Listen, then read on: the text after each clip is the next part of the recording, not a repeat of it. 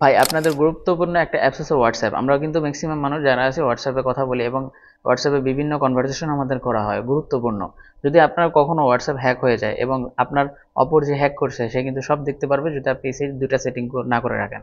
তো এই সেটিং দুটো করার জন্য ফার্স্ট অফ অল আপনাকে চলে যেতে হবে হোয়াটসঅ্যাপে। তো স্ক্রিনে দেখতে পাচ্ছেন যে আমার হোয়াটসঅ্যাপটা আছে।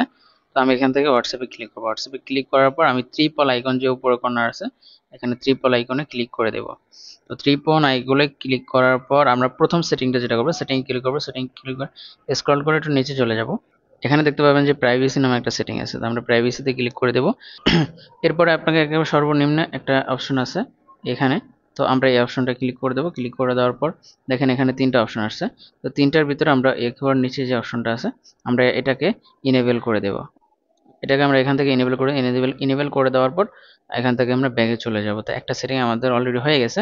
এরপর হচ্ছে আমাদের দ্বিতীয় সেটিং করতে হবে, সেটা হচ্ছে আমরা যে অ্যাকাউন্ট নামে যে অপশনটা আছে অ্যাকাউন্টে ক্লিক করবো। ক্লিক করার পর এখান থেকে আপনার উপরে সিকিউরিটি নোটিফিকেশন আছে, আমরা নোটিফিকেশনে ক্লিক করবো। ক্লিক করে দেওয়ার পর অলরেডি দেখেন এখানে কিন্তু show security notification on this device, okay এখানে অন অন করে দিলাম আমি। আগেও অন করা ছিল আমার, এটাকে অন করে দেবেন। তো এই দুটো সেটিং অন করা থাকলে কিন্তু আপনার অ্যাকাউন্ট হ্যাক হওয়ার সম্ভাবনা একেবারে কমে যায়। অ্যাকাউন্ট হ্যাক হবেই না বললে চলে। শেয়ার করে আপনার টাইমলাইনে রেখে দেবেন।